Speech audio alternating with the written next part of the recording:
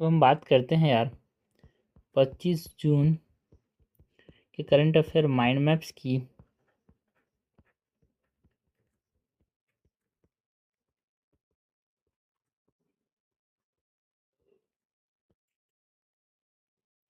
इसके अंदर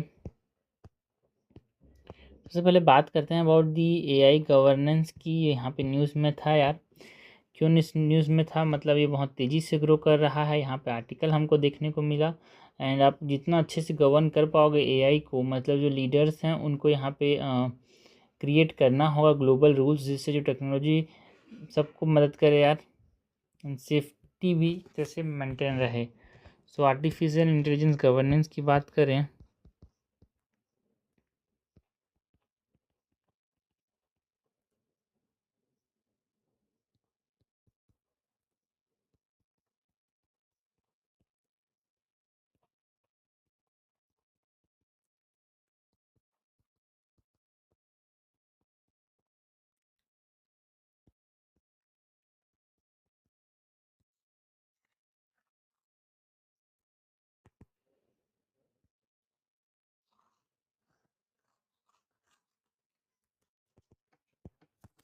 ले, इससे पहले तो यहाँ पे आर्टिफिशियल इंटेलिजेंस होता क्या है इसके बारे में हम समझें।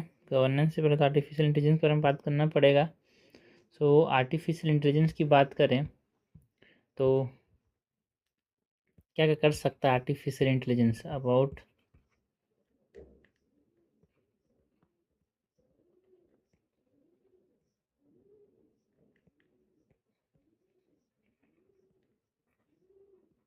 आर्टिफिशियल इंटेलिजेंस में जो कोर कैपेबिलिटीज़ हैं उसके बारे में बात करें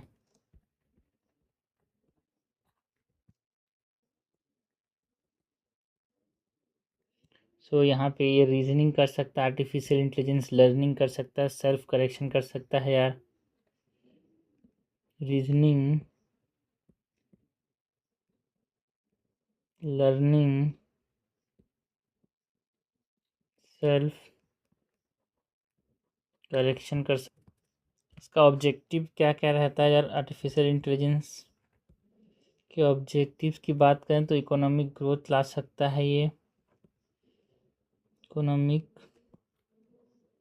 ग्रोथ लाता है, प्रोडक्टिविटी को एनहांस करता है,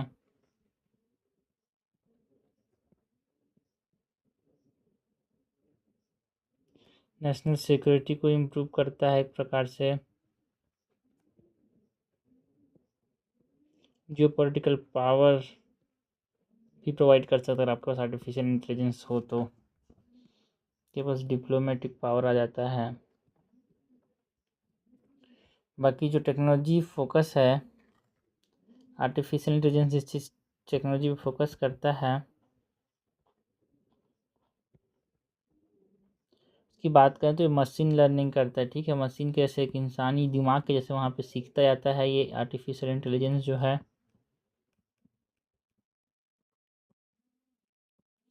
नेचुरल लर्निंग प्रोसेस को सेटअप कर सकता है, मतलब नेचुरल लैंग्वेज प्रोसेसिंग कर सकता है यार।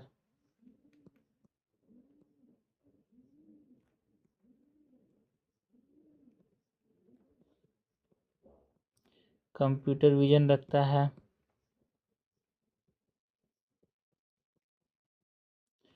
रोबोटिक्स कैपेबिलिटीज़ भी रखता है। यहाँ पे एआई जो है रोबोटिक्स से साथ जोड़ के हम उसको और भी इम्प्रूव कर सकते हैं, डीप लर्निंग भी कर सकता है ये। और इन सब टेक्नोलॉजी पे फोकस किया जा रहा है आर्टिफिशियल इंटेलिजेंस में। बाकी अगर हम एआई को क्लासीफाई करें, क्लासिफिकेशन ऑफ एआई की बात करें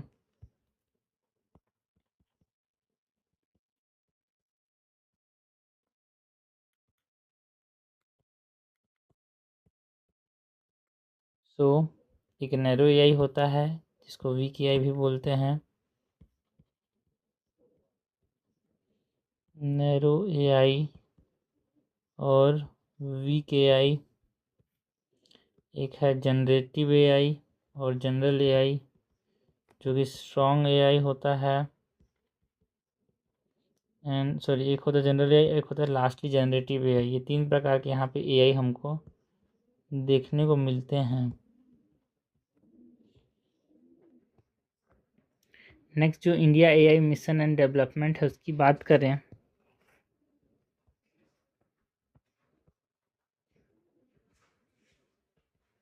इंडिया एआई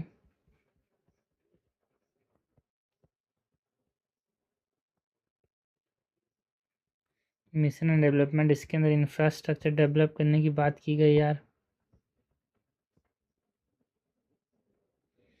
है ना। इंफ्रास्ट्रक्चर में कंप्यूटर पावर जो है अराउंड 1 लाख GPUs जो है वो टारगेट किए गए यहाँ पे एआई के लिए।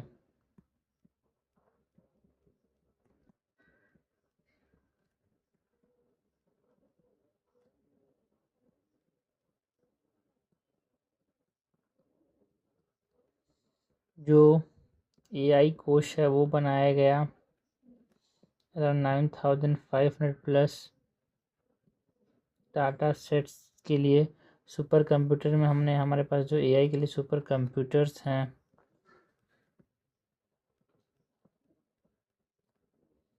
इसमें हम बात करते हैं एआई रावत की, परम की,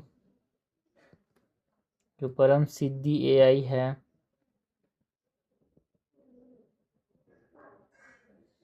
इसके बाद जो स्टार्टअप इकोसिस्टम है, अगर हम इसकी बात करें,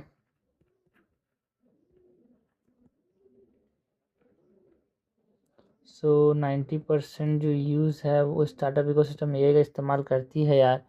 विकसित भारत का जो गोल है, इंडिया एआई मिशन को जो लॉन्च किया गया था, विकसित भारत को गोल को देखते हुए यहाँ पे लॉन्च किया गया था। इसके जो गोल है उसको अचीव करने में हेल्प करेगा यार एआई, इंडिया एआई मिशन जो है। कि एआई रेगुलेशंस की ज़रूरत क्यों है, इसकी अगर हम बात करें, need for AI regulations,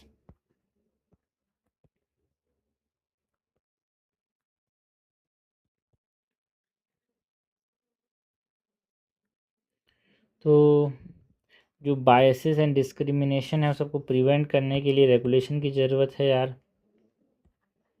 prevent bias and discrimination, also to protect privacy and data,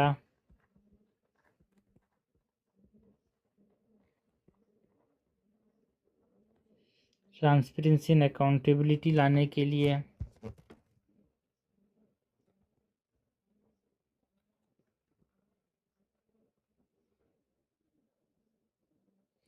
ना, मिस इन्फॉर्मेशन से लड़ने के लिए डीप फेक जो देखने को मिल रहा है, बहुत ज़्यादा गलत चीज़ों का इस्तेमाल किया जा रहा है एआई से।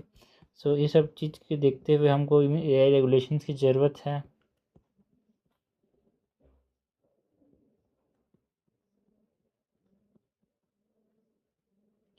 जो सेफ्टी एंड सिक्योरिटी रिस्क है उन सबको एड्रेस करना होगा।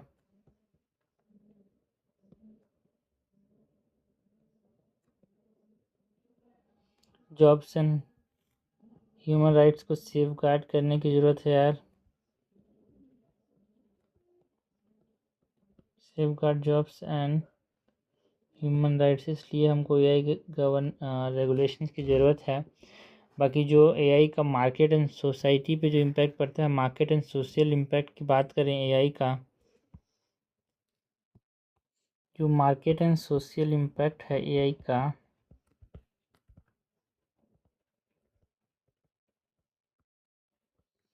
की बात करें तो मार्केट डायमेंशंस के अंदर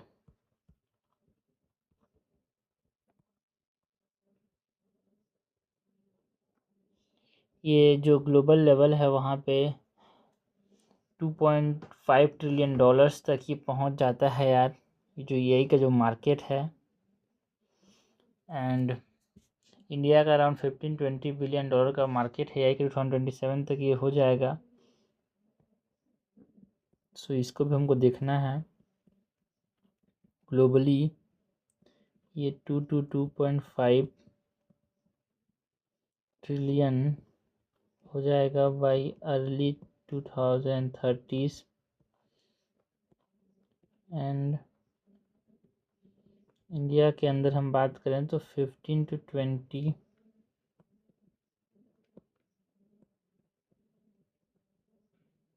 बिलियन बाई 2027। जो टारगेट है अपना कि इंडिया जो है it holds 16% of the global pool AI का। एंड यहाँ पे जो सेक्टरल एप्लीकेशन की बात करें तो एआई को किस किस सेक्टर में यहाँ पे हम इस्तेमाल कर सकते हैं। What is the sectoral application of AI.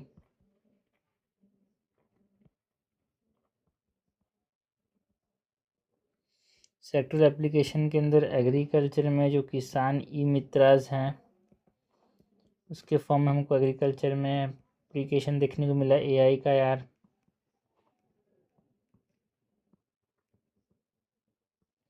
Health care के अंदर अर्ली डायग्नोसिस एंड डिटेक्शन में इस्तेमाल कर सकते हैं यार। यहाँ पे अर्ली डिसीज डिटेक्शन में हम इस्तेमाल कर सकते हैं किसका, एआई का।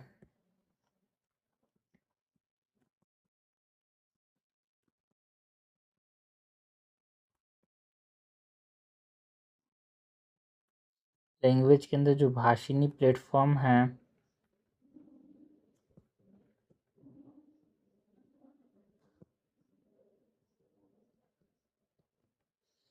वहाँ पे एआई का इस्तेमाल देखने को मिला यार। डिज़ास्टर प्रिपेयर्डनेस में जो मौसम जीपीटी है उससे जो है डिज़ास्टर से कैसे प्रिपेयर रहना है उसके बारे में बताया जाता है यार। तो ये एक तरह से एप्लीकेशन है डिज़ास्टर के अंदर एआई का। डिज़ास्टर प्रिपेयर्डनेस में एआई का फॉर एग्जांपल मौसम जीपीटी की बात करें। नेक्स्ट इधर मार्केट एंड सोशल इम्पैक्ट की बात करें। So what are the challenges and risk यार। एआई के साथ क्या क्या चैलेंजेस एंड रिस्क हमको देखने को मिलते हैं। अगर हम चैलेंजेस एंड रिस्क की बात करें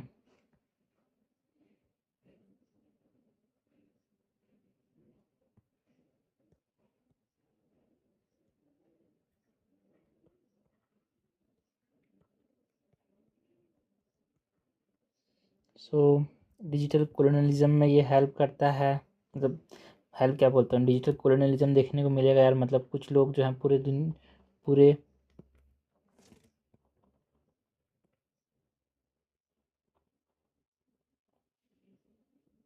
इंडिया के मतलब दुनिया के यहाँ पे डिजिटल इकोसिस्टम जो है एआई का उसको यहाँ पे कब्जा कर सकते हैं। लाइक जो अमेरिका कर रहा है यार, सब जगह उसका दबदबा है। हमको नॉन प्रोलिफरेशन ट्रैप देखने को मिल सकता है। कहीं पे एआई को बढ़ने ही ना देना जाए। तो जो वल्नरेबल ग्रुप्स हैं उनको हार्म हो सकता है यार। जहाँ पे एआई की टेक्नोलॉजी जहाँ पे जिनके पास है वो सब दुनिया में काबू करेंगे। हार्म टू जो वल्नरेबल ग्रुप्स है ऑल्सो, है ना। रूल पैचवर्क हमको यहाँ पे देखने को मिल सकता है। कंफ्यूजिंग रूल पैच वर्क देखने को मिल सकता है। This are the challenges and risk. Global and national initiatives की बात करें एआई के लिए क्या क्या लिए गए। नेक्स्ट हम बात करें about the global and national initiatives की।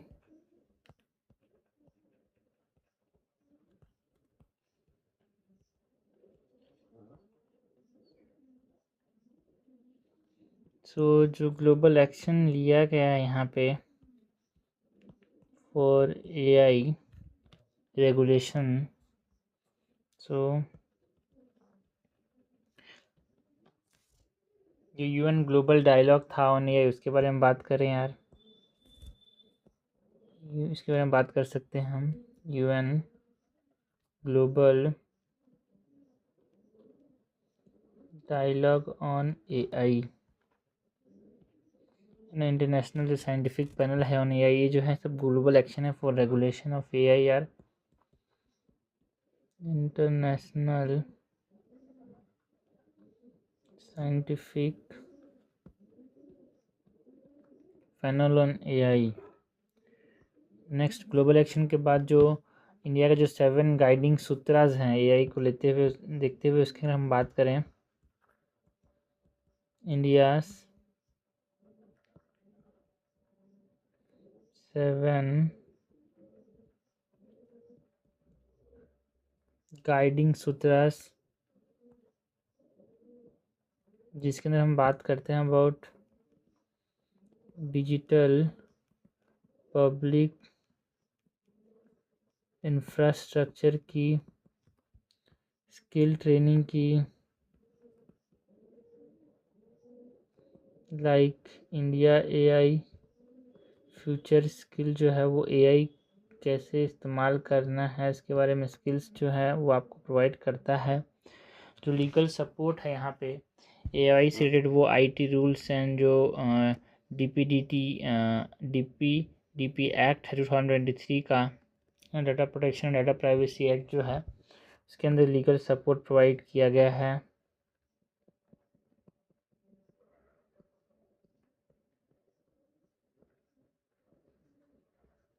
So what is the way forward, हमको आगे करना क्या है, शॉर्ट टर्म में क्या करना है, लॉन्ग टर्म में क्या करना है, इसके बारे में हम बात करें। What is the way forward,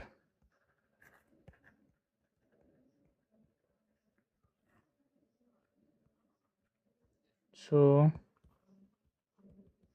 short term actions क्या क्या लेने की ज़रूरत है यार, अपने को एआई गवर्नेंस ग्रुप जो है उस पर फोकस करना होगा। एआई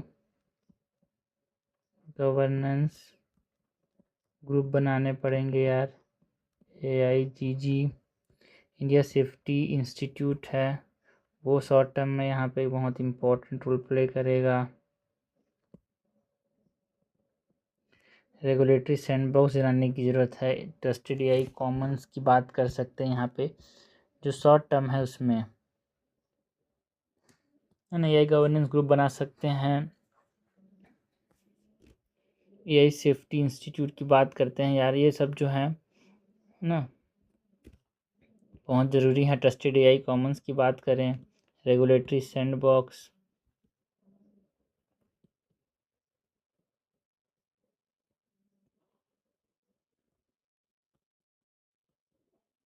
ट्रस्टेड एआई कॉमन्स की बात करें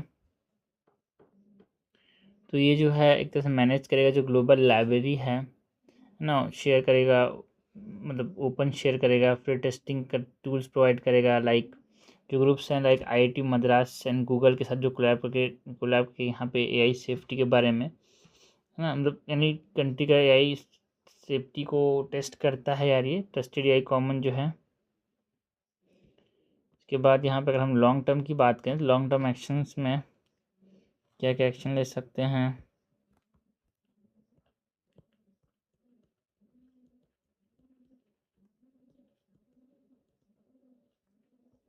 तो नेशनल एआई इंसिडेंट डाटाबेस बनाना पड़ेगा यार, एक नेशनल एआई इंसिडेंट डाटाबेस बनाने की ज़रूरत है। जो लाइबिलिटी लॉस है उनको अपडेट करने की ज़रूरत है यार।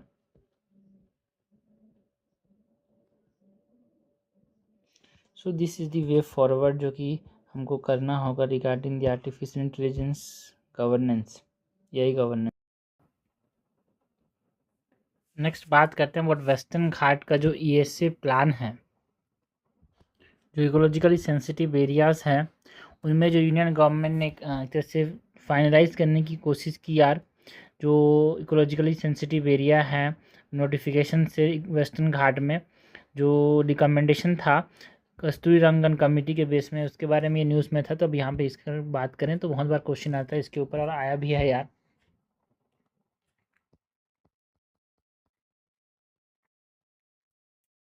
वेस्टर्न घाट्स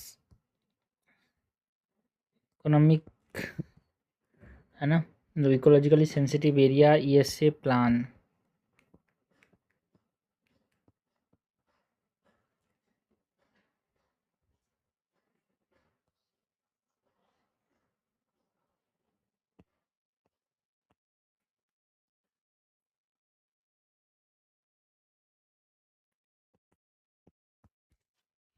के अंदर सबसे पहले तो बात करते हैं बट वेस्टर्न घाट्स की। वेस्टर्न घाट्स हैं क्या, फिर इकोलॉजिकली सेंसिटिव एरियाज़ की बात करेंगे।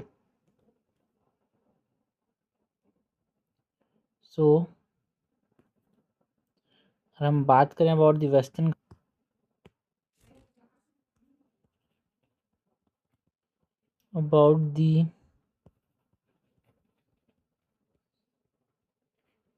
वेस्टर्न घाट ज्योग्राफी की बात करें तो जो वेस्टर्न घाट्स हैं ये अराउंड 1500 किलोमीटर का एक माउंटेन चेन है यार, जहाँ पे एलिवेशन जो है ऊपर से नीचे आते हैं। अगर हम नॉर्थ टू साउथ तो ये बढ़ता है, ठीक है। सो 1500 किलोमीटर का माउंटेन चेन है। Elevation increase north to south. जो हाईएस्ट पीक है यहाँ पे वेस्टर्न घाट का, इट इज़ अनामुडी, जो कि अराउंड 2600 मीटर ऊंचा है।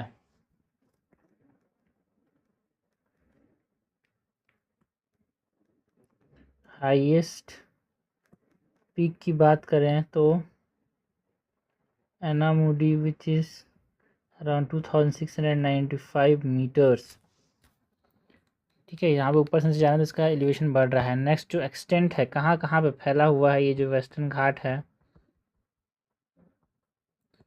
तो भाई गुजरात में फैला हुआ है। गुजरात से सपोज ये हमारे पास इंडिया हो गया, तो यहाँ से यहाँ तक ये फैला हुआ है, ठीक है। गुजरात, फिर महाराष्ट्र, गोवा, फिर कर्नाटका, फिर केरला एंड तमिलनाडु।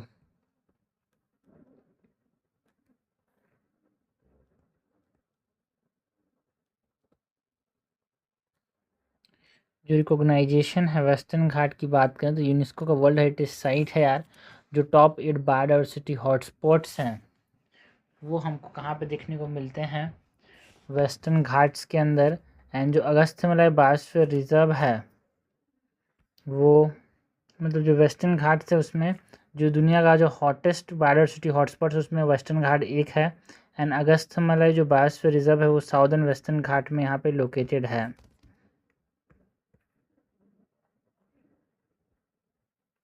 ऑर्गेनाइजेशन के अंदर UNESCO world heritage site and top है ना, टॉप 8 बायोडाइवर्सिटी जो हॉटस्पॉट्स है उसमें वेस्टर्न घाट आता है यार।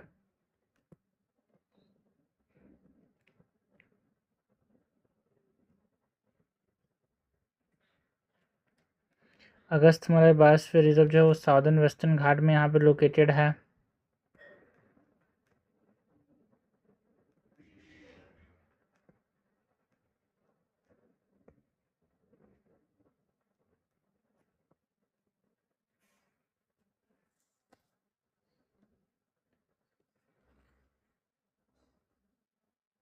ऑर्गेनाइजेशन के बाद अगर हम बात करें यहाँ पे रिवर्स की, तो गोदावरी नदी यहाँ से निकलता है वेस्टर्न घाट से यार।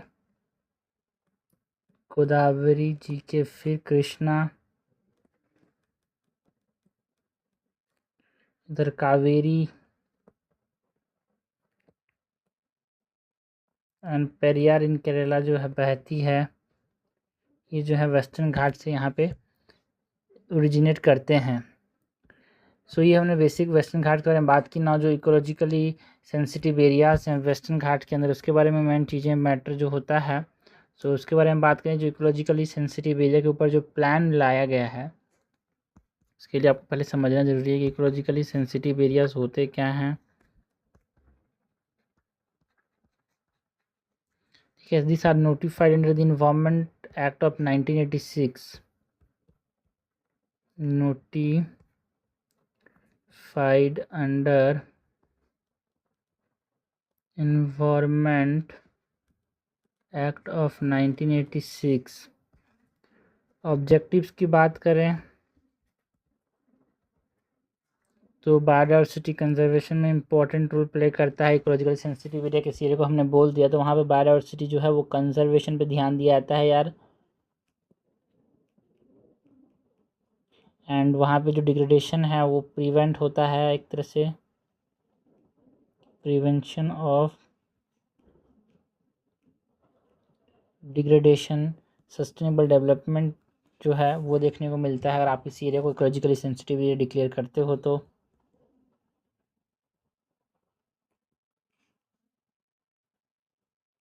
ना, पॉल्यूशन रेगुलेट होता है यार इससे, बिकॉज पेड़ पौधे ज़्यादा रहेंगे तो पॉल्यूशन भी कम होगा।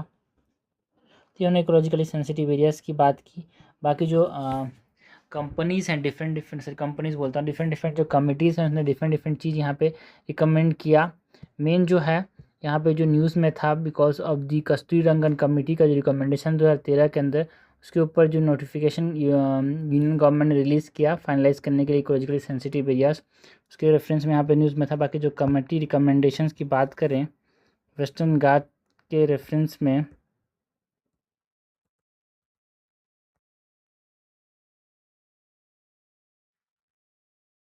सो माधव गडगिल कमेटी 2011 में बनाया गया था।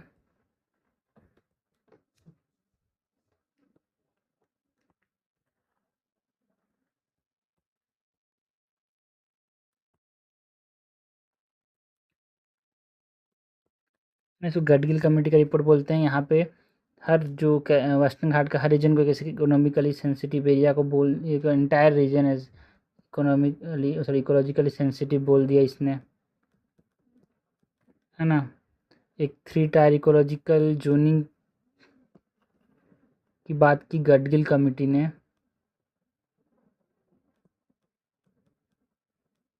3 टायर इकोलॉजिकल जोनिंग जो डेवलपमेंटल हैं, स्ट्रिक्ट ऐसे कि आप डेवलपमेंट के नाम पे काट नहीं सकते, तोड़ नहीं सकते, तो स्ट्रिक्ट डेवलपमेंटल और डेवलपमेंट बैन किया गया, ऐसा बोला गया माधव गडगिल कमेटी के द्वारा। नेक्स्ट जो के कस्तूरी रंगन कमेटी 2013 में जिसने रिकमेंडेशन दिए, इसने बोला कि एक लैंडस्केप अप्रोच अपनाना होगा। अराउंड 60% जो है कल्चरल एंड 40% नेचुरल यहाँ पे लैंडस्केप हैं। जो 60% कल्चरल लैंडस्केप हैं वो ह्यूमन डोमिनेटेड एरियाज़ हैं, है ना। इसने बोला क्लासीफाई किया वेस्टर्न घाट्स को। एंड 40% नेचुरल लैंडस्केप जो कि इकोलॉजिकली सेंसिटिव एरियाज़ हैं।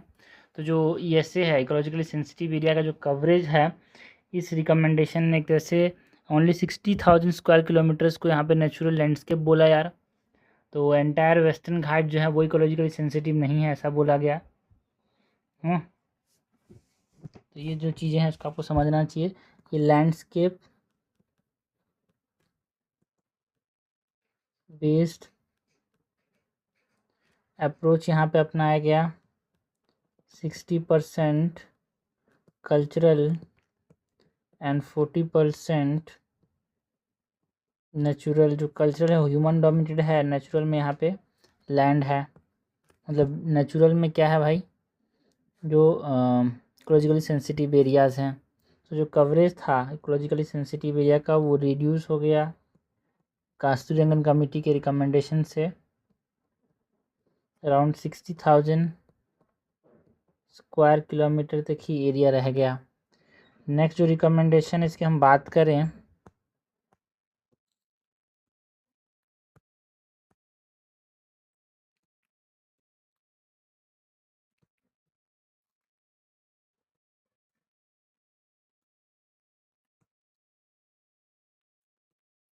दो हज़ार 2026 तक संजय कुमार का जो रिकमेंडेशन है, इसने जो मैपिंग डिस्प्यूट था उसको यहाँ पे रिजॉल्व किया। एंड जो डिस्क्रिपेंसीज थे विलेज लेवल मैप्स में उसको ये एड्रेस किया यार। एंड एक फेस स्टेट वाइज इम्प्लीमेंटेशन किया जाएगा। ये जो इकोलॉजिकली सेंसिटिव एरिया है वो बोला गया, ठीक है।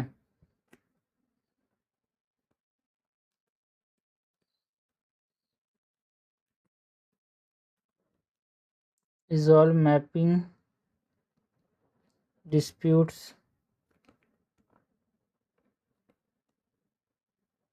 फेस स्टेट वाइज इम्प्लीमेंटेशन किया जाएगा, ठीक है।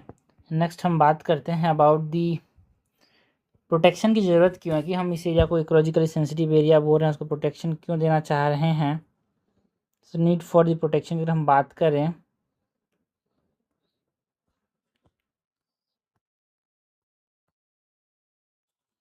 Need for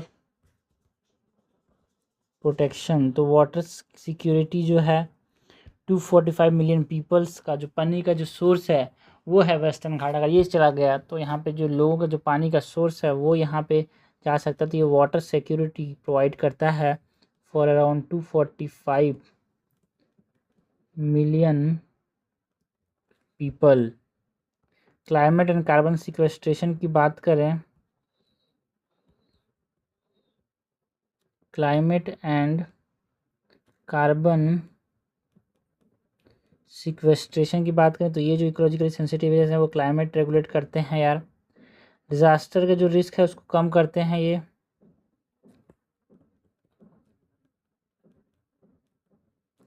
disaster risk reduction like ये लैंडस्लाइड्स को कम करते हैं, फ्लड्स के चांसेस को रोकते हैं। और उसको जो एंडेमिक फ्लोरा है लाइक फ्लोरा एंड फौना जो कहीं और नहीं पाए तो उनको प्रोटेक्ट करने के लिए हमको इकोलॉजिकली सेंसिटिव एरियाज को यहाँ पे बचाना पड़ेगा। एंडेमिक फ्लोरा एंड फौना की बात करें तो उस सब चीज़ को बचाने के लिए हमको ये प्रोटेक्ट करना पड़ेगा वेस्टर्न घाट को। बट चैलेंजेस क्या हैं, मेजर चैलेंजेस जिसके हमको प्रोटेक्ट नहीं कर पा रहे हैं, क्यों भाई वेस्टर्न घाट को प्रोटेक्ट क्यों नहीं कर पा रहे हैं? So what are the major challenges यहाँ पे?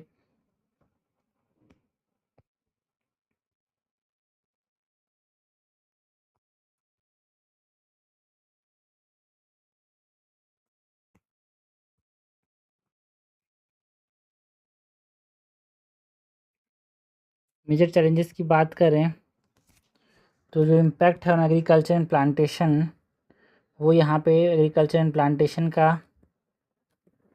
जो है impact on agriculture and plantation हमको देखने को मिलता है। अगर हमारे पास की इकोलॉजिकली सेंसिटिव एरिया बोले तो वहाँ पे प्लांटेशन नहीं कर सकते, एग्रीकल्चर नहीं कर सकते, ये मेजर चैलेंज है।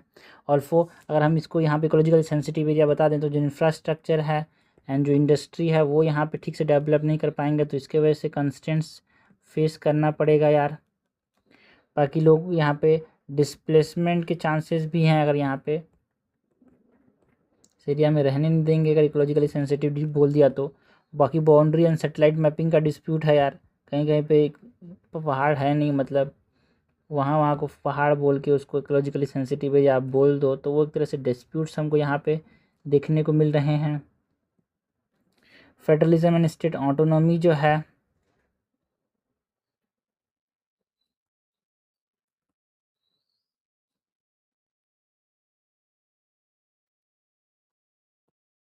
वो एक इम्पॉर्टेंट चैलेंज है। तो करना क्या, what is the way forward यार, what is the way forward? करने की ज़रूरत क्या है अपने को?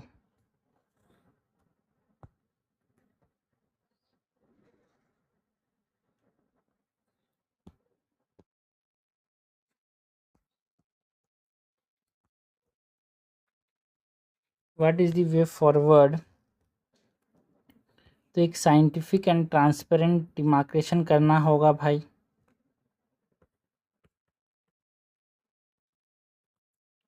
साइंटिफिक एंड ट्रांसपेरेंट डिमार्केशन करना होगा। कम्युनिटी सेंट्रिक कन्वर्जन पे ध्यान देना होगा। कम्युनिटी सेंट्रिक जो कंजर्वेशन है उस पे ध्यान देना होगा। इकोसिस्टम सर्विसेज के लिए पेमेंट देने होंगे यार, जो वो प्रोवाइड कर रहे हैं तो हमको बचाना होगा। So payment for ecosystem services promote करने की ज़रूरत है, जो सस्टेनेबल लाइवलीहुड है उसको। So promotion of sustainable livelihoods, cooperative federalism पे हमको बढ़ावा देना होगा।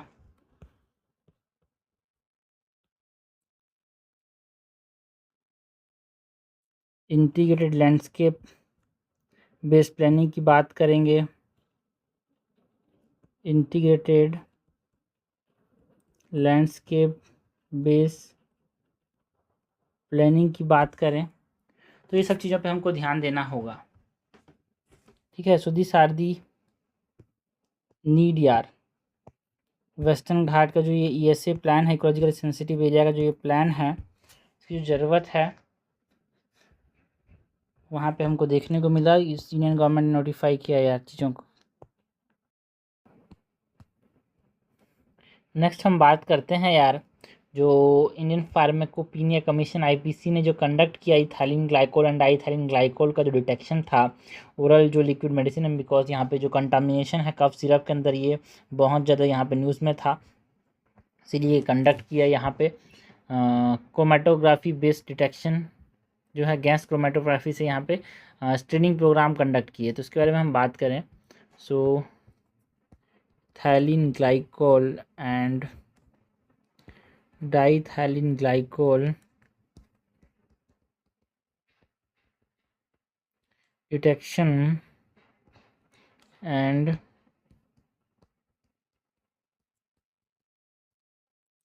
Regulation.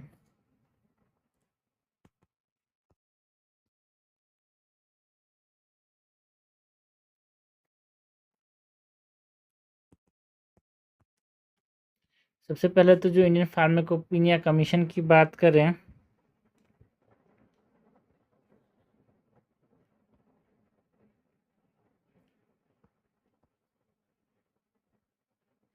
Indian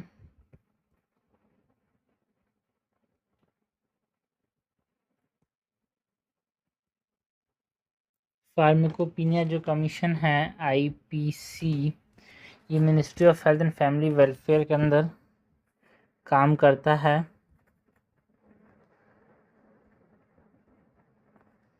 ministry of health and family welfare अंदर काम करता है। यहाँ पे ड्रग्स एंड कॉस्मेटिक एक्ट के अंदर इसको बनाया गया था, drugs and cosmetic act of 1940 के अंदर इसको बनाया गया था। इसकी क्या क्या रिस्पॉन्सिबिलिटीज़ हैं, अगर हम इसकी रिस्पॉन्सिबिलिटीज़ की बात करें,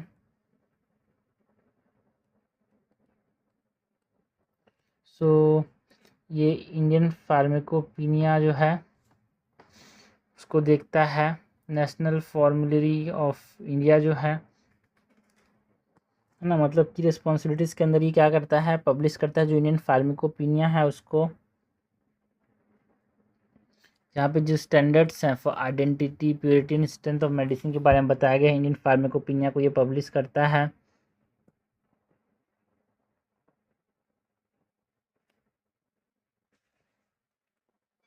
जो ये पब्लिश करता है जो नेशनल फॉर्मुलरी ऑफ इंडिया है उसको ये पब्लिश करता है, जिसमें जो रैशनल यूज़ ऑफ मेडिसिन है उसको प्रमोट करने की बात करता है। National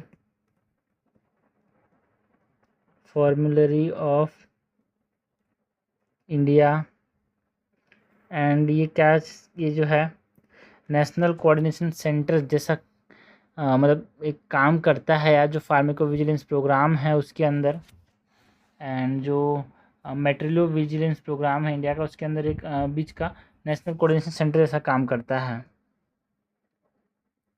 national coordination centre between pharmacovigilance programme of India and materiovigilance programme of India, दोनों के बीच में। Okay, also IP reference standards ये बनाता है यार, जो इंडियन फार्माकोपिनिया रेफरेंस स्टैंडर्ड है जिसको आईपीआरएस की बात करें तो ये सबको कौन बनाता है, डेवलप करता है इसको।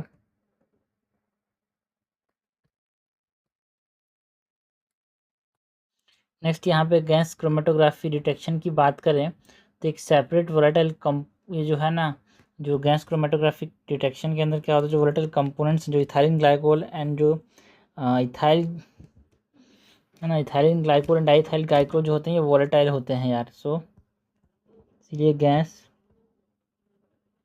क्रोमेटोग्राफी डिटेक्शन से इनको पता लगाया जा सकता है। It separate volatile components, identify करता है सब्सटेंस को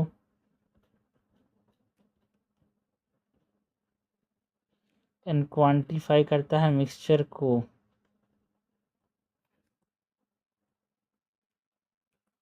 ड्रग सेफ्टी को ये स्ट्रेंथन करेगा।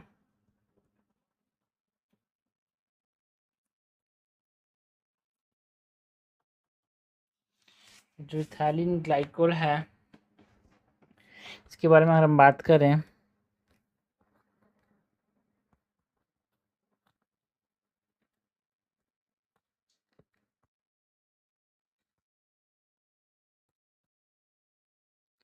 सो इसके प्रॉपर्टीज़ की बात करें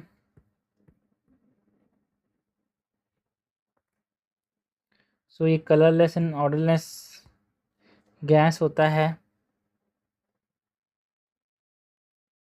जो कंपोनेंट है कलरलेस एंड ऑर्डरलेस कंपोनेंट होता है ये, colourless and odourless. Sweet testing industrial alcohol है ये, स्वीट टेस्टिंग इंडस्ट्रियल अल्कोहल है। सिंपल एलिफेटिक डाइऑल है यार, ये जो इथाइलिन ग्लाइकोल है डाइऑल है, दो और इथेनॉल कम यहाँ पे ग्रुप होता है। Simple aliphatic diol.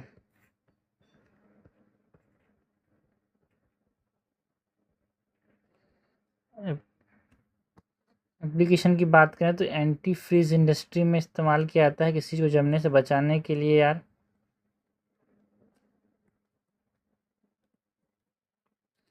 Polyester and PAT manufacturing के अंदर देखने को मिलता है ये।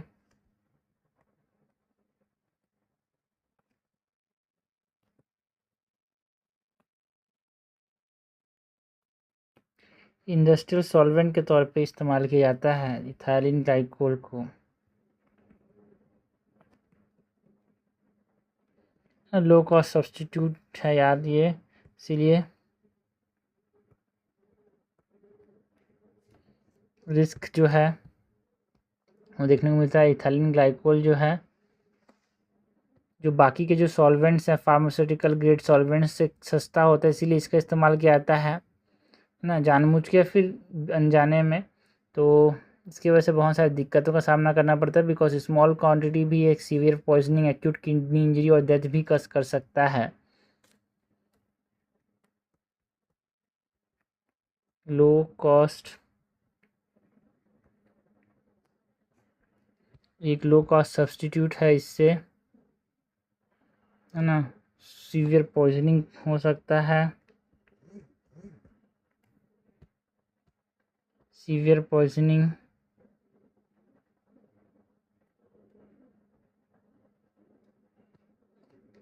तो रिस्क ये है कि इनको इस्तेमाल क्यों किया जा रहा है, because they are low cost substitute. जो फार्मास्यूटिकल ग्रेड सॉल्वेंट्स होते हैं उनसे सस्ते होते हैं यार। थायलिन ग्लाइकोल के बाद हम डाई थायलिन ग्लाइकोल की बात करें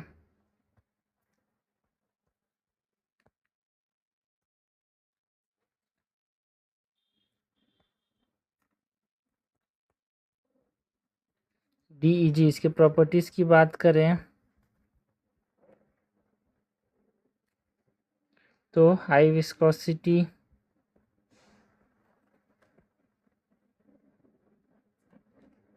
मॉइस्चर एब्जॉर्बिंग एजेंट होता है ये।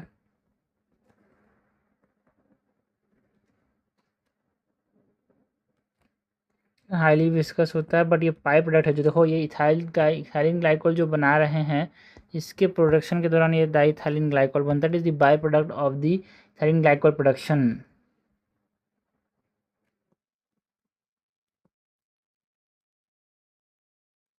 एप्लीकेशन की बात करें तो टेक्सटाइल लुब्रिकेंट के फॉर्म में इस्तेमाल किया था टेक्सटाइल की इंडस्ट्रीज़ में एज अ लुब्रिकेंट यार। नेचुरल गैस के डिहाइड्रेशन में इस्तेमाल किया जाता है।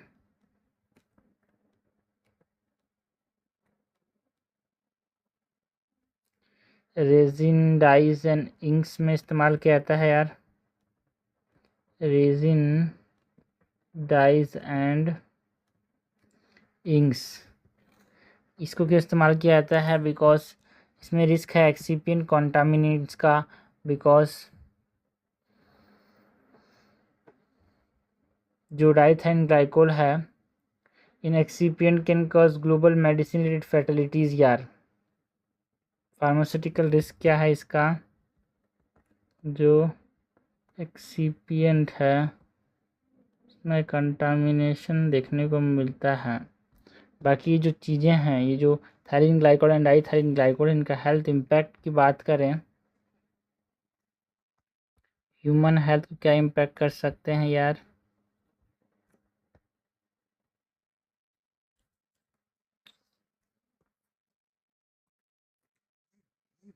एक्यूट किडनी इंजरी कस कर सकता है,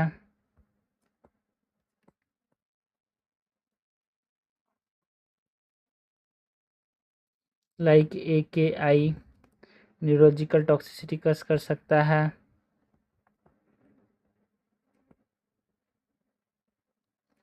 CNS डिप्रेशन एंड सीजर भी हो सकते हैं इसके वजह से।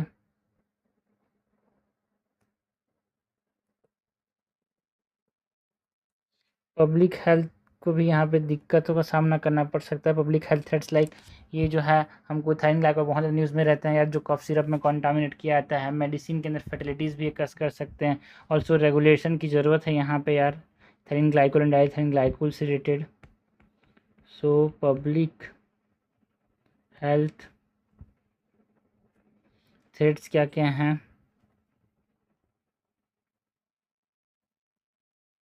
they can contaminate cough syrup,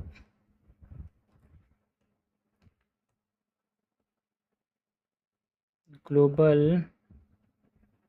medicine fatalities देखने को मिल सकता है। ऑल्सो जो रेगुलेटरी यहाँ पे रेगुलेशन की बहुत ज़रूरी है यार, रेगुलेशन की बहुत ज़रूरत है। So regulatory necessity is also a threat. तो ये हमने बात की अबाउट व्हाट, जो इथाइलिन ग्लाइकोल डाइथाइलिन ग्लाइकोल का जो डिटेक्शन एंड रेगुलेशन की जो चीज़ें है ना, इंडियन फार्माकोपिया कमीशन के द्वारा किया गया उसके बारे में ये न्यूज़ में था। देखो ये प्रीलिम्स में क्वेश्चन आ सकता है और मेंस में अंदर अभी आप यहाँ पे अगर पूछा साइंस एंड टेक्नोलॉजी तो आप डिटेल में थोड़ा लिखना पड़ेगा इनके बारे में यार। नेक्स्ट हम बात करते हैं जो इंडिया का टोटल फर्टिलिटी रेट है वो जो डिक्लाइन हो रहा है यार, है ना।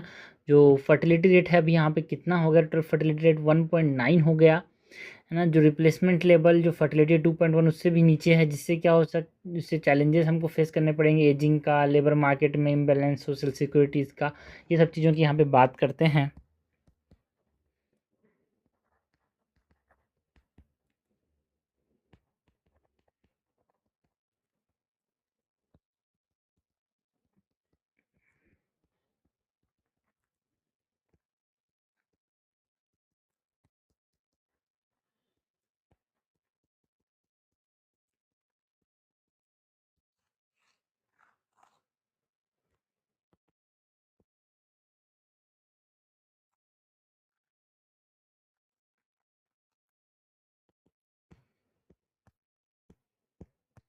सबसे पहले तो हम बात करें जो डेमोग्राफिक कंटेक्स्ट है जिसकी वजह से ये न्यूज़ में था। डेमोग्राफिक कंटेक्स्ट की बात करें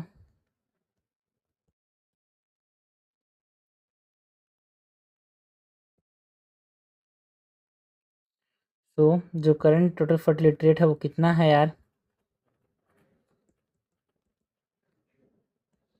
ये 1.9 का है।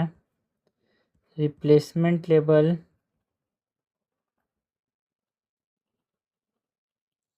फर्टिलिटी 2.1 है। जो रीजनल वेरिएशंस हमको देखने को मिल रहे हैं,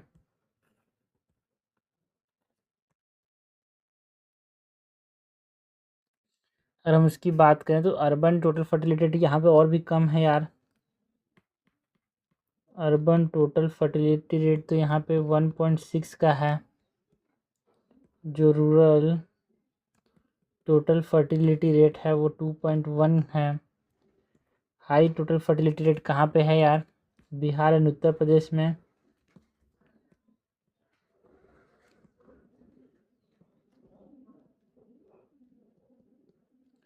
अल्ट्रा लो बहुत कम टोटल फर्टिलिटी रेट यहाँ पे देखने को मिल रहा है। कहाँ पे, मतलब पर वुमेन जो है, चिल्ड्रन जो बर्थ है वो अल्ट्रा लो है यहाँ पे।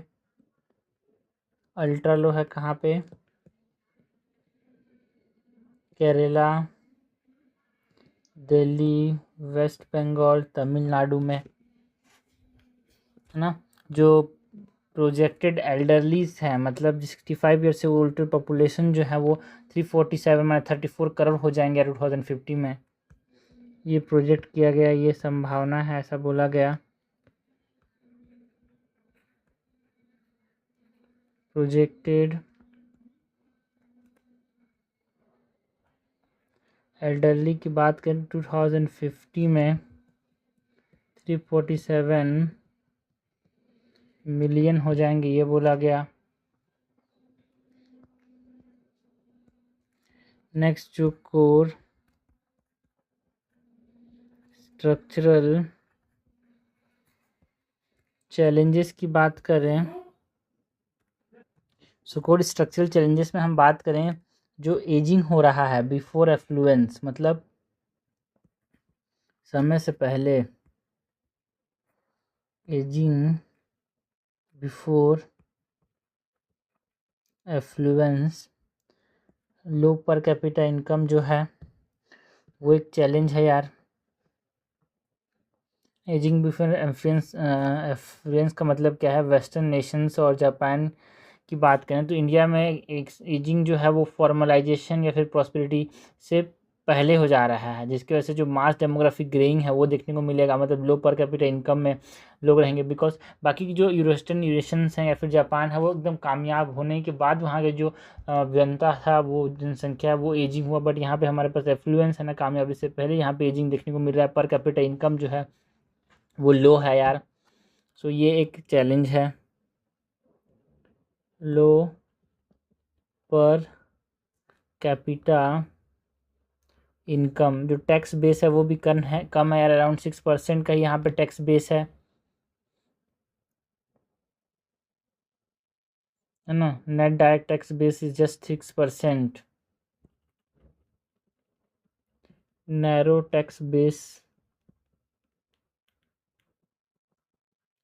और क्या चैलेंजेस हैं यार यहाँ पे? जो informal labour and care gap है वो सब चैलेंजेस हैं। Informal labour and care gaps की बात करें तो इसमें वोलेटाइल अर्निंग्स हैं, अर्निंग जो है वो फिक्स नहीं है। और so the dismantle joint family system अब थोड़ा टूटने लगा है यार, ये भी एक कारण है की वजह से टोटल फर्टिलिटी रेट डिक्लाइन हो रहा है ना। इन एग्जिस्टेंट जो स्टेट सेफ्टी नेट्स जो है वो उतने ज़्यादा अब नहीं है यार। इन एग्जिस्टेंट स्टेट सेफ्टी नेट्स मतलब जो अनपेड फीमेल केयर देखने को मिलता है, जो डोमेस्टिक केयर का बर्डन जो है ना, वो बढ़ रहा है यार। और also in existence safety state safety net की बात करें। नेक्स्ट जो बर्डन है ऑफ एजिंग जो है वो जेंडर्ड है, मतलब womens are primary care givers, ठीक है। एंड वुमेन जो है वो क्राइसिस फेस कर रहे हैं बिकॉज प्राइमरी केयर गिवर हैं, एंड देयर फॉर्मल लेबर जो है पार्टिसिपेशन जो है वो कांस्टेंट रहा है यहाँ पे। Means they experience high rates of old age widowhood, because वहाँ पे जिससे उसके उनको इकोनॉमिक डिस्ट्रीब्यूट, मतलब पैसे की कमी हो सकता है, because longer life expectancy than men यार। मेन से था यहाँ पे फीमेल जो है यार जी रहे हैं। तो जेंडर्ड बर्डन ऑफ एजिंग है, gendered burden of ageing, women as primary care giver, women as primary care givers and high rates of destitute, because women ज़्यादा जिएंगे, ऐसा है। जेंडर्ड एज ऑफ बर्डिंग में ज़्यादा मैन पहले मरेंगे यार। Higher rates of destitution because womens are man dependent man, most of the womens यार यहाँ पे। मतलब बाकी जो फिजिकल फेडरल फ्रिक्शन है, ये भी हमको ये भी एक स्ट्रक्चरल चैलेंज है। Next challenge is the physical federal burden और फ्रिक्शन।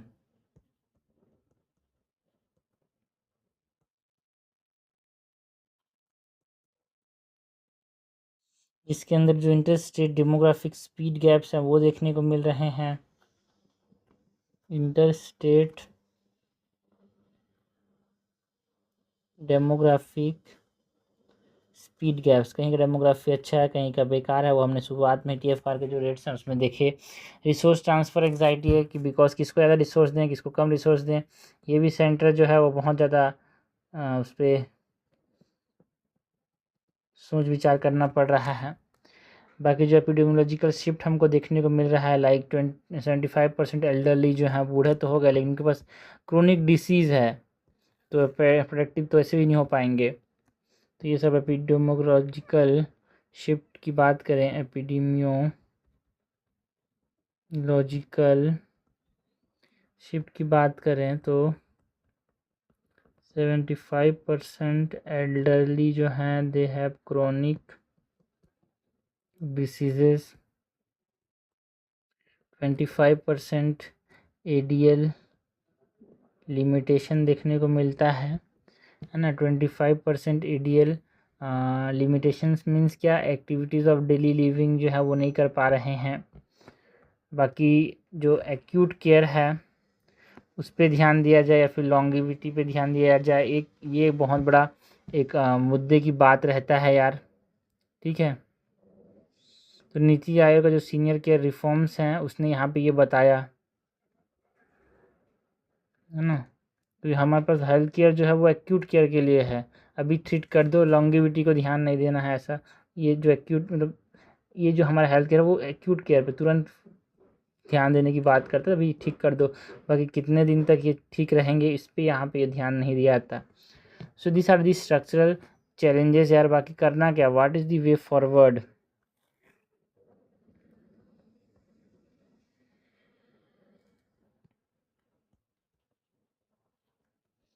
वे फॉरवर्ड की बात करें तो हमको यहाँ पे इन्फ्लेशन इंडेक्स पेंशन फ्लोर बनाने पड़ेंगे यार।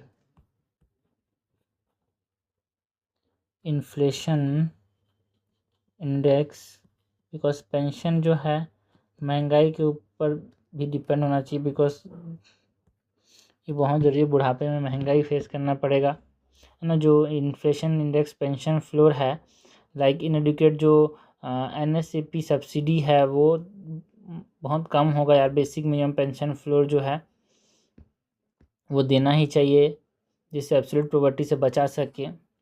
सिल्वर इकोनॉमी की बात की जाती है वे फॉरवर्ड में। सिल्वर इकोनॉमी मतलब क्या, सीनियर लिविंग इन्वेस्टमेंट करना है,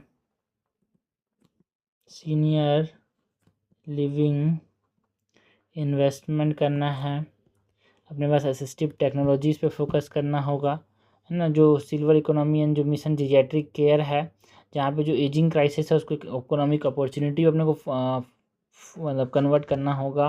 कैसे भाई, सिल्वर इकोनॉमी के थ्रू, मतलब हमारे पास सीनियर लिविंग असिस्टिव टेक्नोलॉजी उनको देंगे, एल्डरली केयर सर्विस देंगे, जिससे क्या होगा हमारे पास जो है एक तरह से इकोनॉमिक अपॉर्चुनिटी क्रिएट करेंगे।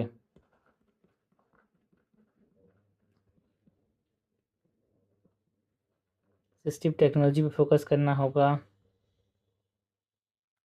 जीरियाट्रिक स्पेशलाइजेशन पे ध्यान देना होगा यार। जो सिल्वर इकोनॉमी है, इंटरस्टेट बेनिफिट पोर्टेबिलिटी की बात करनी होगी, मतलब जो बेनिफिट है एक स्टेट को मिल रहा है वो दूसरे स्टेट में भी जाए यार। डोमिसाइल बेस्ड वेलफेयर कॉन्स्टेंट्स को हमको ठीक करना पड़ेगा। इंटर स्टेट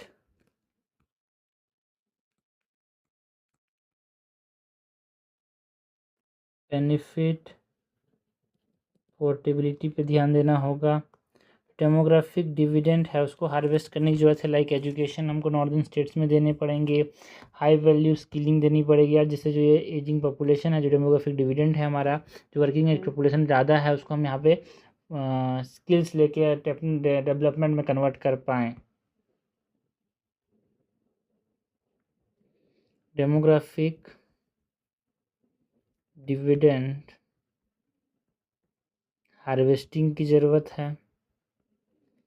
ठीक है, बाकी देशों ने यहाँ पे जब उनका यंग एज पॉपुलेशन ज़्यादा था तो उन्होंने फ़ायदा उठाया, अगर हम उठाना पाए तो हमारे देश को डेवलप करना बड़ा मुश्किल हो जाएगा, बिकॉज बाद में एल्डरली पॉपुलेशन हो जाएगा, है ना। यहाँ पे स्किल करना ही बहुत ज़रूरी है, एजुकेशन के साथ साथ हाई वैल्यू स्किलिंग की ज़रूरत है। ठीक है, so this are the way forward.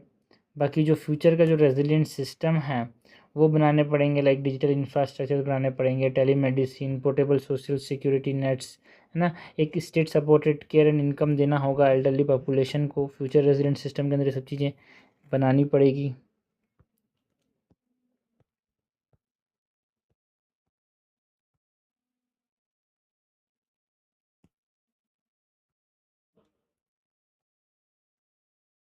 Future resilient system की बात करें, डिजिटल इंफ्रास्ट्रक्चर,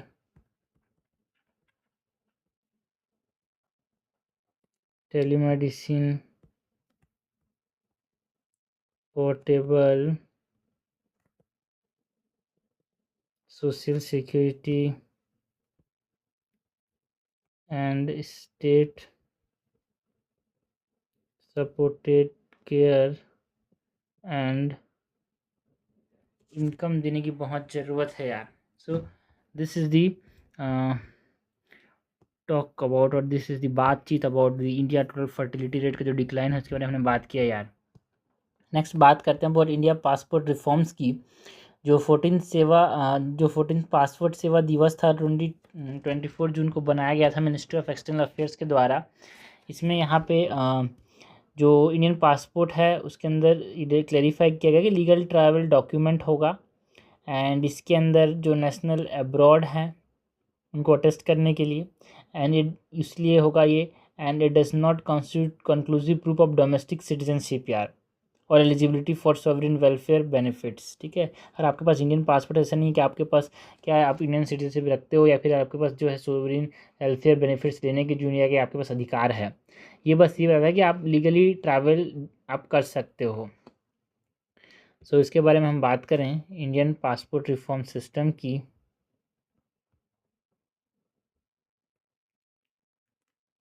जो इंडियन पासपोर्ट रिफॉर्म एंड जो सिस्टम है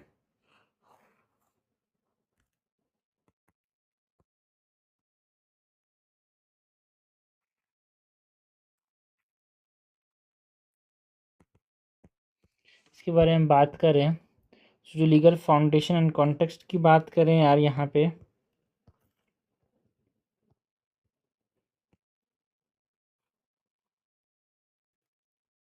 लीगल फाउंडेशन एंड कॉन्टेक्स्ट की बात करें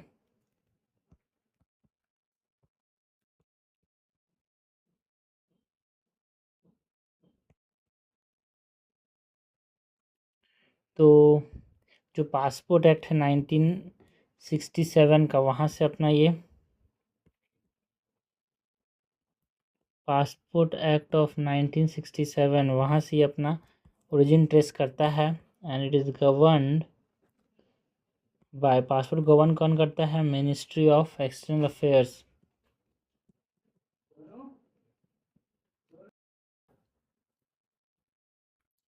यहाँ पे जो पासपोर्ट सेवा दिवस जो है वो 24 जून 2026 को बनाया जाता है। पासपोर्ट सेवा दिवस जो है जून 24 2026 को मनाया जाता है ना। पासपोर्ट क्या होता है कि इंटरनेशनल आइडेंटिटी होता है यार। Passport as an international identity. बाकी जो सिटीजनशिप वर्सेस ट्रैवल डॉक्यूमेंट की बात करें, जो पासपोर्ट एक ट्रैवल डॉक्यूमेंट है, यही बोला गया कि भाई देखो ये सिटीजनशिप नहीं बोल सकते, एक ट्रैवल डॉक्यूमेंट है यार जो पासपोर्ट है। सिटीजनशिप का प्रूफ नहीं है ये।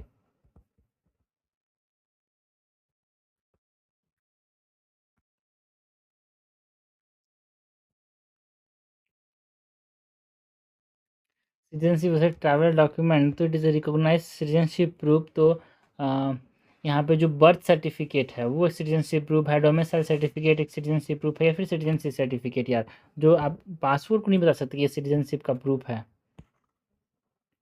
जो रिकॉग्नाइज्ड सिटीजनशिप प्रूफ है, इसमें हम बात करते हैं अबाउट बर्थ सर्टिफिकेट की, जो कि 1969 में बोला गया है ना, 1969 एक्ट के अकॉर्डिंग नॉन सिटीजनशिप। ठीक है, तो यहाँ पे सिटीजनशिप में ये बर्थ सर्टिफिकेट जो है सिटीजनशिप का प्रूफ है 1969 एक्ट के अकॉर्डिंग। डोमिसाइल सर्टिफिकेट है,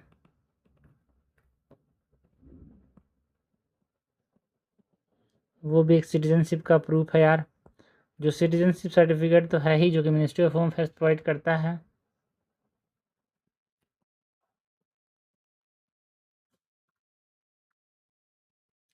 बाकी जो नॉन सिटीजनशिप डॉक्यूमेंट्स की बात करें तो पासपोर्ट एक नॉन सिटीजनशिप डॉक्यूमेंट है यार।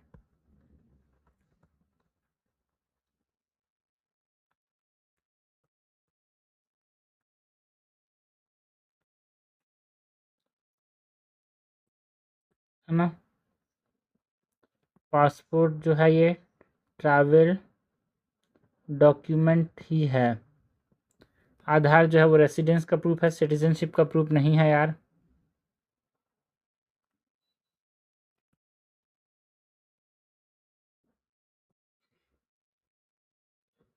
जो वोटर आईडी है वो इलेक्टोरल फ्रेंचाइज को बताता है, कि ऐसा नहीं कि मेरे पास वोटर आईडी है तो मैं यहाँ इंडिया का सिटीजन हो जाऊँगा। So it denotes electoral franchise. So this are all non citizenship documents यार। ना न्यूज़ में इसलिए था बिकॉज जो पासपोर्ट सेवा प्रोग्राम 2.0 ये हमको देखने को मिला था यार। नेक्स्ट जो ये पासपोर्ट सेवा प्रोग्राम है इसके बारे में बात करें। पासपोर्ट सेवा प्रोग्राम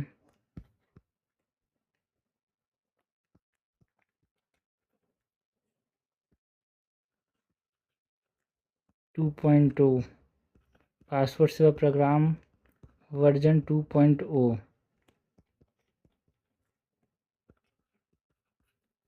इसके अंदर जो विजन है, क्या विजन रखा गया, सुरक्षित सुगम एंड स्वस्थ, सुरक्षित सुगम एंड स्वस्थ की बात की गई, जो ई पासपोर्ट देता है RFID चिप के साथ।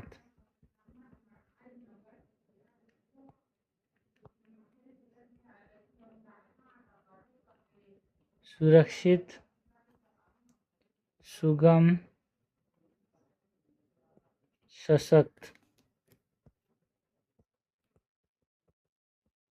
जो ई पासपोर्ट है विथ, ये जो पासपोर्ट सेवा प्रोग्राम 2.0 है ये ई पासपोर्ट प्रोवाइड करता है विथ RFID चिप, जो ICAO कंप्लायंस यहाँ पे होना चाहिए, है ना। ICAO कंप्लायंस, ICAO मतलब जो इंटरनेशनल सिविल एविएशन ऑर्गेनाइजेशन है उसके साथ ये कंप्लाई होना चाहिए भाई। ये जो यानी पासपोर्ट जो है RFID चिप के साथ होगा। ओके, एंड नेक्स्ट जो पासपोर्ट सेवा प्रोग्राम है 2.0 इसके अंदर डाटा सॉवरेनिटी जो है वो दिया जाएगा, और मिनिस्ट्री ऑफ एक्सटर्नल अफेयर्स के जो सर्वर्स हैं वहाँ पे टेक्नोलॉजी पार्टनर्स की बात करें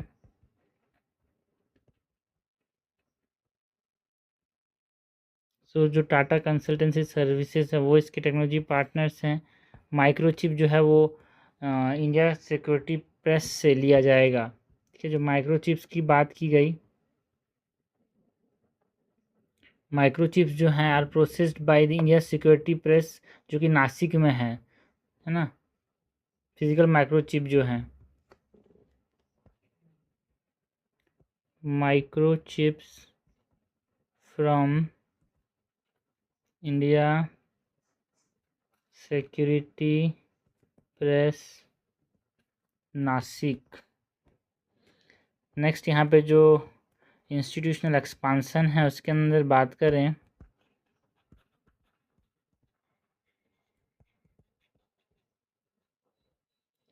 तो जो 545 पासपोर्ट सेवा केंद्रास बनाए जाएंगे, 545 पासपोर्ट सेवा केंद्रास, एंड जो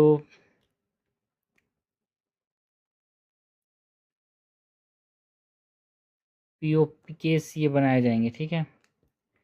इसके अंदर बाकी जो टारगेट है कि Lok Sabha constituency, every constituency Lok Sabha constituency के अंदर यहाँ पे पासपोर्ट सेवा केंद्र बनाए जाएं, ये टारगेट है यार। एवरी लोकसभा कॉन्स्टिट्यूंसी बाई 2027 जो ग्लोबल पासपोर्ट सेवा प्रोग्राम है वहाँ पे उसको एक्सपांड करने की बात की गई। ग्लोबल पासपोर्ट सेवा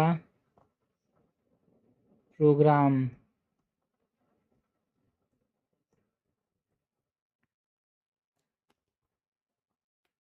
बाकी जो ग्लोबल मोबिलिटी एंड वेलफेयर की बात करें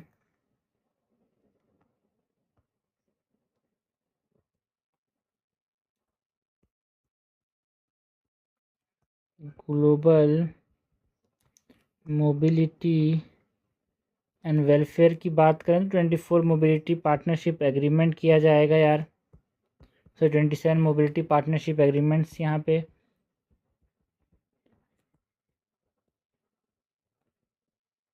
किया गया है ना। जो वीज़ा फ्री या फिर ई वीज़ा जो एक्सेस है वो बढ़ा है यहाँ पे। इंक्रीज वीज़ा फ्री और ई वीज़ा एक्सेस। ई माइग्रेट 2.0 प्लेटफॉर्म की बात करें तो वो लॉन्च किया गया है ना। ई माइग्रेट 2.0 जो डिजिटाइज करेगा e migration, clearance and human trafficking को प्रिवेंट करेगा यार।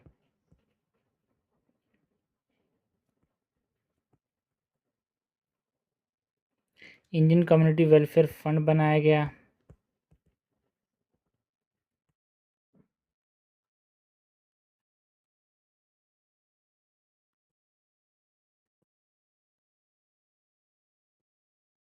तो ये हमने ग्लोबल मोबिलिटी एंड वेलफेयर की बात की, ये हमने बात की about India passport reform and system की।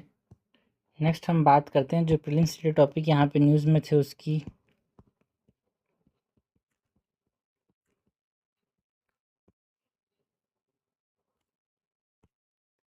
सबसे पहले तो हम बात करते हैं जो ब्रिक्स स्पेस इकोनॉमी है उसकी, बिकॉज जो BRICS head of space agencies की जो मीटिंग थी 2026 में, वहाँ पे इंडिया ने प्रपोज किया ब्रिक्स स्पेस इकोनॉमी को as a new frontier for innovation, sustainability and shared growth. तो इसके बारे में हम बात करते हैं।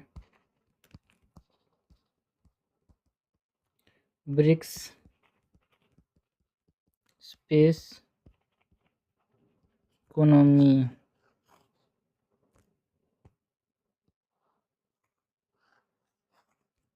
जो ब्रिक्स स्पेस इकोनॉमी है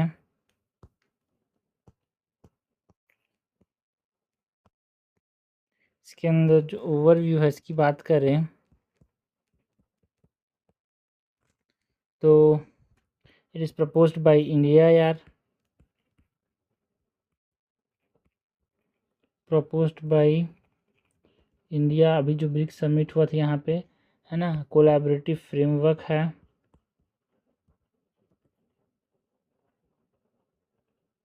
इनोवेटिव एंड शेयर ग्रोथ को देखते हुए इसको लॉन्च किया गया है ना। इनोवेशन एंड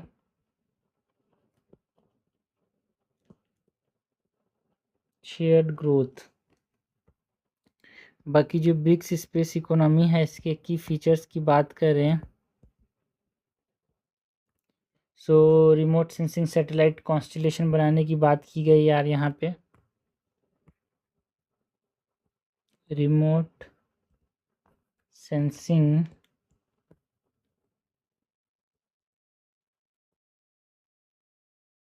सैटेलाइट कॉन्स्टिलेशन बनाने की बात की, like RSSC remote sensing satellite constellation BRICS space council बनाया जाएगा।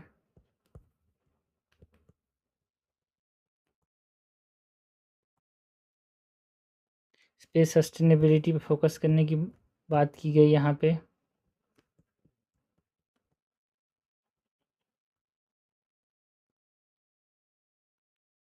न्यू स्पेस इकोसिस्टम को प्रमोट करने पे ध्यान देना होगा। न्यू स्पेस इकोसिस्टम प्रमोशन पे ध्यान देना होगा। जो पोटेंशियल एंड सिग्निफिकेंस है ब्रिक्स इकोनॉमी का, ब्रिक्स स्पेस इकोनॉमी का, अगर हम इसकी बात करें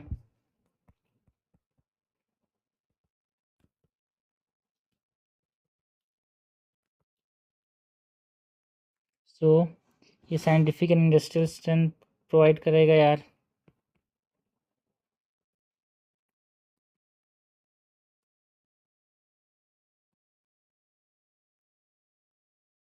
climate and food security solution provide करेगा।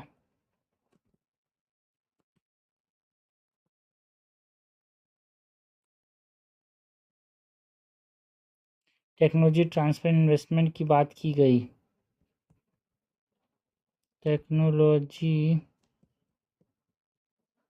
Transfer and investment. बाकी जो स्पेस एजेंसीज यहाँ पे इन्वॉल्व हैं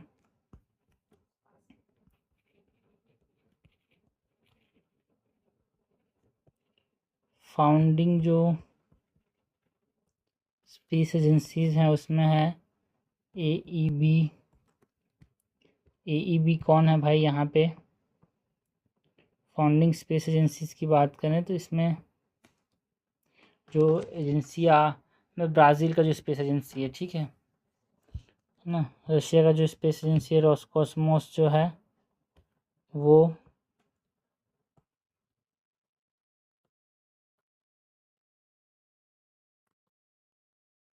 इसरो, CNSA, सांसा, न्यूअर एजेंसी के अंदर जो UAESA जो है वो UAE स्पेस एजेंसी है ना। EGSA जो है वो नाम से ही समझ आता है भाई, इजिप्शियन स्पेस एजेंसी है।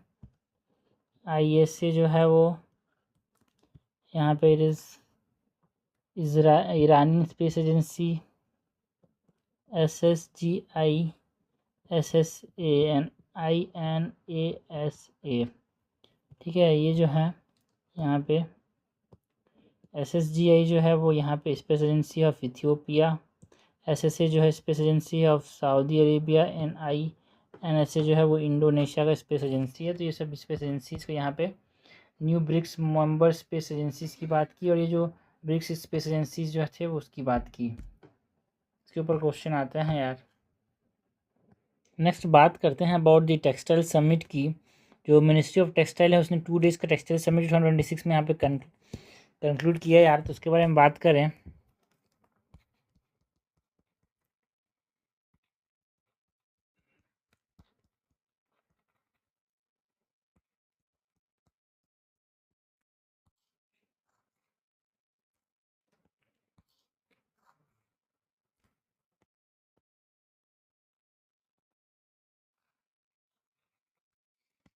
तो ये जो टेक्सटाइल समिट है इसके अंदर जो national textile export road map यहाँ पे बनाया गया, लॉन्च किया गया। National textile export road map free trade agreement का यूटिलाइजेशन करने की बात की गई यार एक्सपोर्ट अंदर, टेक्सटाइल एक्सपोर्ट्स में। Free trade agreement FTAs utilisation की बात की गई है ना। जो डिस्ट्रिक्ट है एक्सपोर्ट हब बनाने की बात की गई। क्वालिटी एंड सस्टेनेबिलिटी स्टैंडर्ड्स को बनाना है, ऐसा बोला गया कि एरियाज जिसको यहाँ पे डिस्कस किया, क्वालिटी स्टैंडर्ड, सस्टेनेबिलिटी सर्टिफिकेट जो हैं, टेक्सटाइल वेस्ट मैनेजमेंट पे ध्यान देने होंगे, ऐसा बोला गया। क्वालिटी एंड सस्टेनेबिलिटी स्टैंडर्ड्स बनाने की बात की गई है ना। जो मैन मेड फाइबर्स हैं उनको प्रमोट करना होगा, ये बोला गया। Promotion of man made fibres, यहाँ पे $100 बिलियन का एक्सपोर्ट यहाँ पे हम करेंगे 2030 तक, ये टारगेट रखा गया।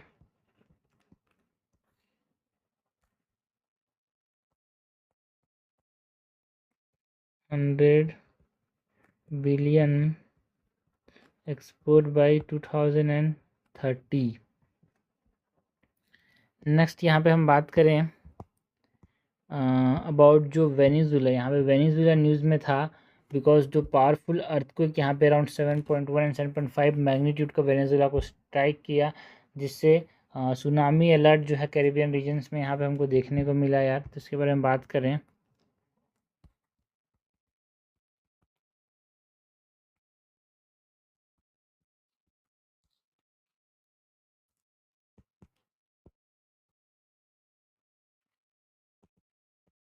वेनेजुएला के अंदर जो ज्योग्राफी एंड रिसोर्सेज हैं इसके अंदर हम बात करते हैं।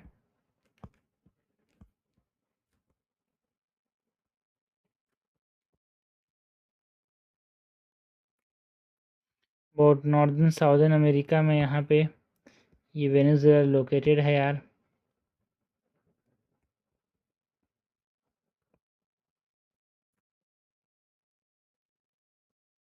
एंड ये लार्जेस्ट प्रूवन ऑयल रिजर्व जो है वो वेनेजुएला के पास है। लार्जेस्ट प्रूवन ऑयल रिजर्व यहाँ पे वेनेजुएला के पास है। Andes mountain and angel fall जो है वो कहाँ पे लोकेटेड है यार, वेनेजुएला में। यहाँ पे एंडीज माउंटेन रेंज एंड जो एंजल फॉल है वो यहाँ पे लोकेटेड है। ओरिनोको जो रिवर एंड लानोस प्लेन जो है वो यहाँ पे हमको देखने को मिलते हैं।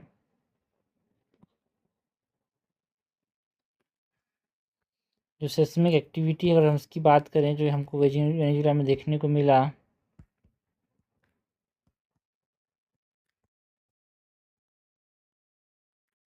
इसकी बात करें तो रिसेंट 7.1 एंड 7.5 अर्थक्वेक का यहाँ पे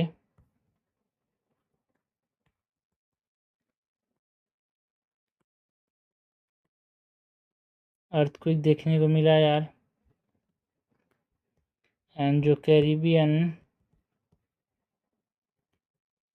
एंड साउथ अमेरिकन जो प्लेट बाउंड्री है उन दोनों के बीच में जो टकरार हुआ उसकी वजह से यहाँ पे सेस्मिक एक्टिविटी हमको देखने को मिला। सुनामी रिस्क हमको यहाँ पे देखने को मिला इन दी कैरिबियन रीजन।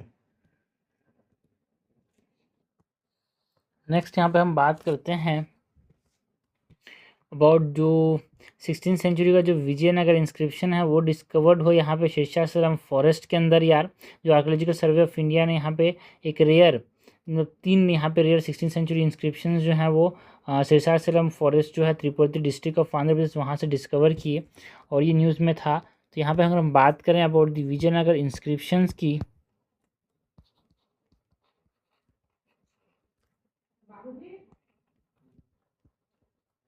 विजयनगर इंस्क्रिप्शंस की बात करें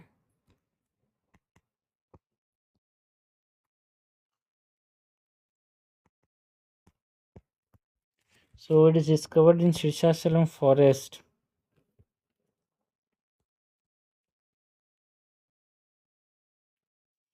Discovered in Srishasalam forest.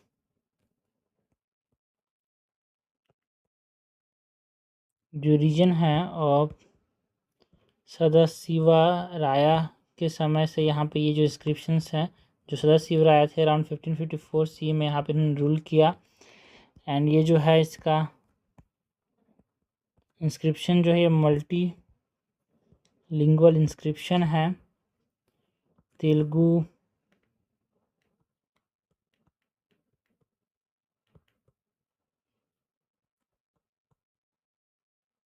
Tamil and Kannada language में ये इंस्क्रिप्शन हमको देखने को मिले। ये जो है टेम्पल पैट्रोनेज एंड ग्रांट्स के बारे में यहाँ पे रिकॉर्ड्स हैं यार इस इंस्क्रिप्शन में। रिकॉर्ड्स ऑफ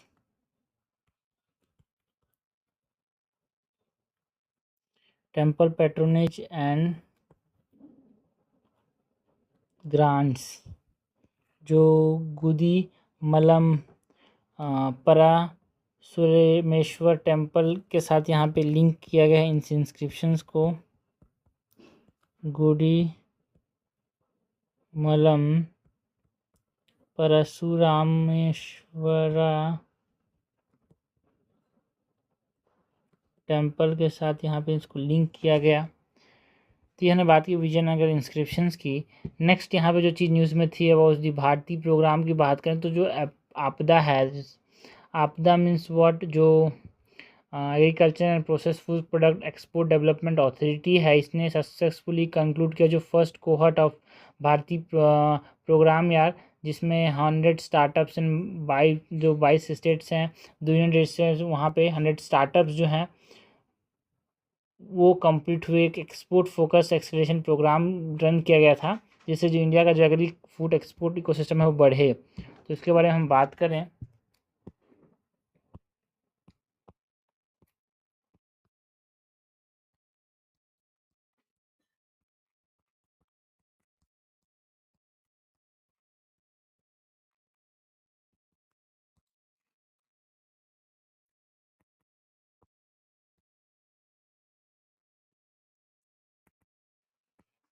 भारतीय प्रोग्राम, तो एग्री फूड एक्सपोर्ट को एक्सेलरेट करने के लिए इसको लॉन्च किया गया।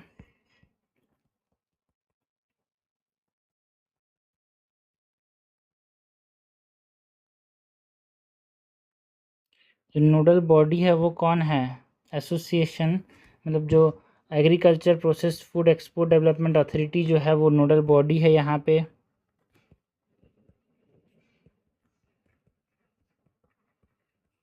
टारगेट क्या है? ये जो भारतीय इनिशिएटिव है कि 50 बिलियन एक्सपोर्ट्स करना है आपको 2030 तक।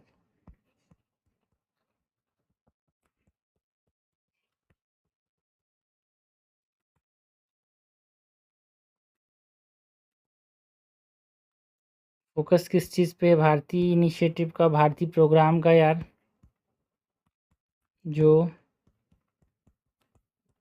GI tagged and organic product है उसके एक्सपोर्ट से मेन ध्यान देना है। And mentorship and market linkage provide किया जाएगा for startups.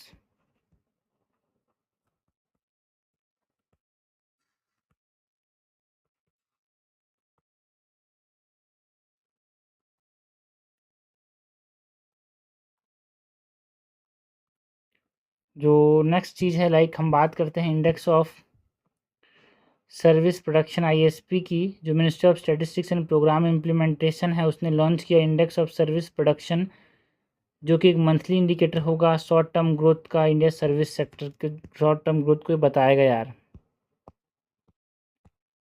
So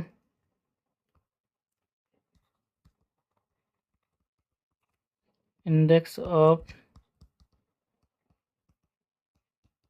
services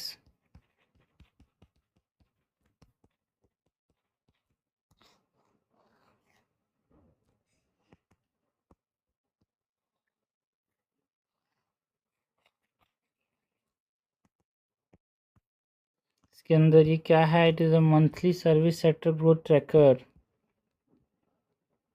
monthly service sector growth tracker है। इसके अंदर जनरल बॉडी है, इंडेक्स ऑफ सर्विस प्रोडक्शन के अंदर national statistical office under the ministry of statistics and programme implementation, जो data source है वो जीएसटी एंड जो ASI/SSC से यहाँ पे डाटा लिया जाएगा। जो ASI/SSC क्या है, annual survey of incorporate service sector enterprises.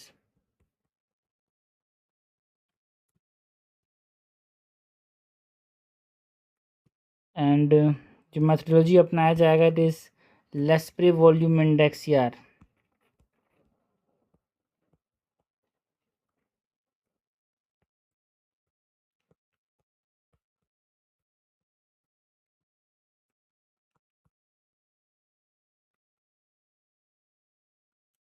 And ये जो है ये एक्सक्लूड करेगा जो अनऑर्गेनाइज्ड एंड जो नॉन मार्केट सेक्टर है उसको ये एक्सक्लूड करेगा। सो ये हमने बात की about the current affair mind maps की, जो कि हमने देखा यहाँ पे 25 जून के अंदर जो न्यूज़ में थे उसके रेफरेंस में।